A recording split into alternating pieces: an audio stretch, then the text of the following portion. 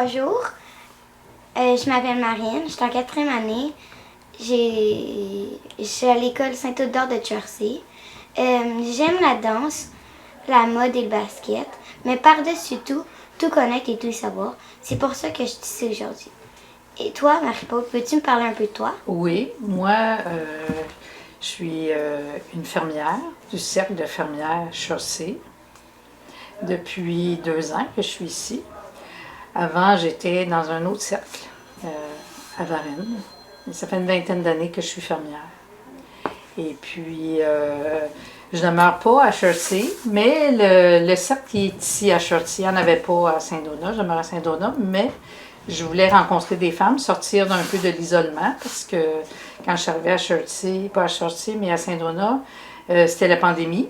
Alors, je connaissais presque personne. Et puis, en venant ici à Chertsey, au cercle, mais là, j'ai un cercle d'amis.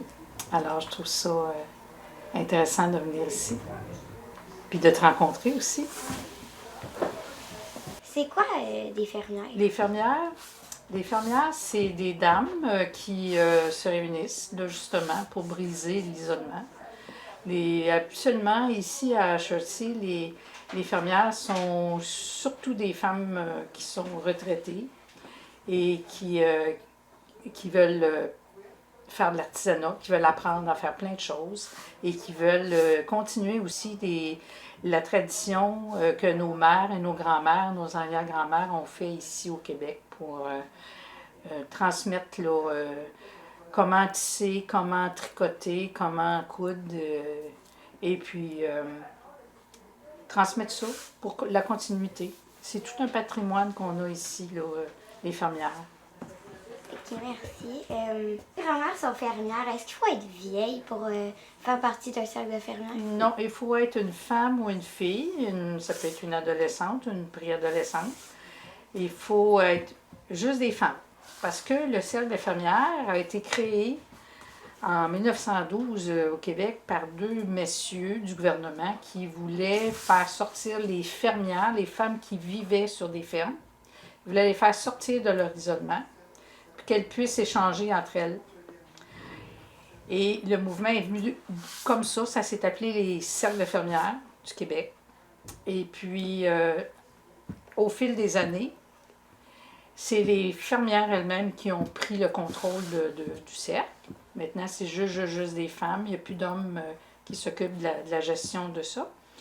Et puis, le mot fermière est resté. Ça fait partie du titre. C'est un mot que tous les gens du Québec savent. Qu'est-ce qu'un cercle de fermières? Les gens, en général, savent qu'un cercle de fermières, c'est des femmes qui font plein d'artisanat. C'est plus nécessairement des femmes qui vivent sur des fermes. Moi, j'ai jamais vécu sur une ferme. Moi, j'étais une infirmière avant. Ma mère tissait, ma grand-mère tissait, faisait des tapis, des catalogues, tricotait. Ma mère faisait tout notre linge. Elle faisait tous nos foulards, nos tuques, nos mitaines, nos bas. Nos grands-mères ont fait ça aussi dans le temps. Et c'est encore nécessaire d'avoir un chapeau sur la tête, des mitaines l'hiver, des bas dans les pieds, puis des couvertures, puis on essuie la vaisselle avec quoi? Des beaux linges à vaisselle faits par l'infirmière. Ça répond-tu un petit peu à ta question? Oui. Oui. Mais là, tu me dis que les hommes ne peuvent pas faire partie du cercle des fermières? Non. C'est spécifiquement pour les femmes, justement pour que les femmes se rencontrent. Parce que les hommes, eux autres, en général, ils sortent de la maison pour aller travailler. Puis les femmes sont toutes seules à la maison souvent. Les enfants sont à l'école. Alors, à ce moment-là, ils en profitent pour se rencontrer. Des fois, ils ne viennent pas nécessairement faire de l'artisanat. Ils viennent pour jaser, parler, pour sortir de leur maison. Surtout que maintenant, surtout les femmes qui sont retraitées, à un moment donné, sont toutes seules toute la journée, si le monsieur travaille encore. Ou le monsieur peut avoir aussi des activités à l'extérieur. Mais c'est surtout pour les femmes, spécifiquement pour les femmes. OK. OK? Les hommes, ils ont certains organismes où c'est juste des hommes aussi. Et nous, on a notre club, qu'on dirait. En fait, les cercles de fermières du Québec. Quelles activités est-ce que vous faites à Jersey? À Jersey, on fait du tissage, du tricot, du crochet, on fait de la couture. On va donner des ateliers aussi pour de la broderie. Mais tout ça, ce qu'on fait, c'est de l'artisanat qu'on vend dans les marchés. À Jersey, il y a des marchés l'été, puis il y en a un à Noël. Alors, on vend nos produits pour pouvoir continuer à produire. Puis les gens aiment ce qu'on fait. On a des commandes. Les gens nous commandent des linges à vaisselle, des catalogues, des pantoufles, plein de choses. On fait plein de choses comme ça. Mais c'est pour vendre. C'est pas pour faire vivre notre cercle. Pour payer notre loyer, pour payer nos assurances.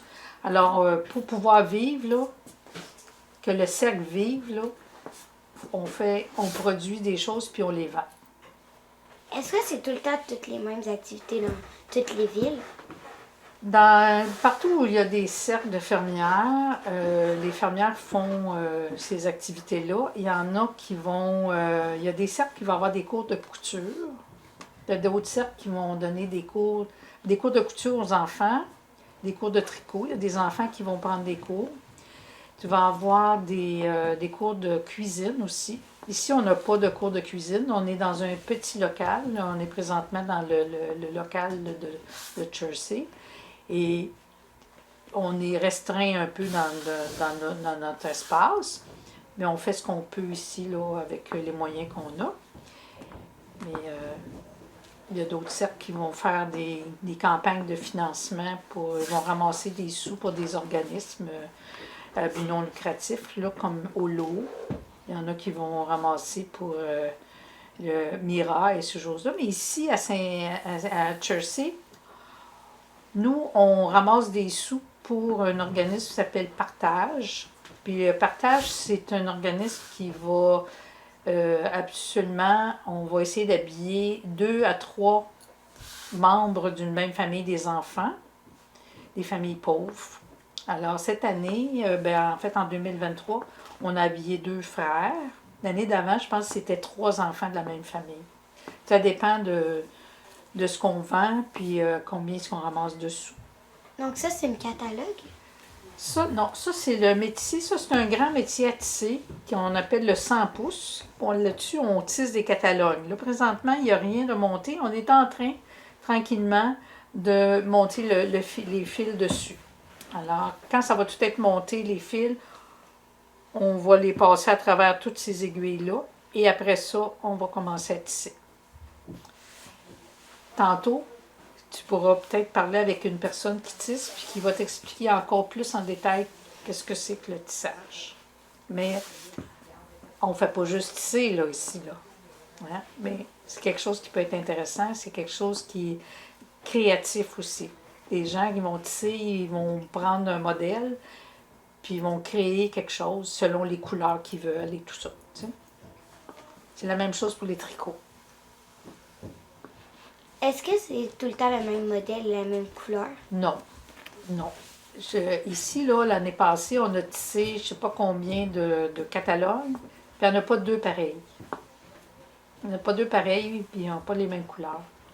C'est la même chose quand on fait des linges à vaisselle ou qu'on tisse des tapis, on peut tisser des sacs à magasinage, plein de choses. Wow, ben merci. Ça me fait plaisir de te rencontrer. Super intéressant, Marie-Paul. Oui, merci. Merci à toi. C'est ça.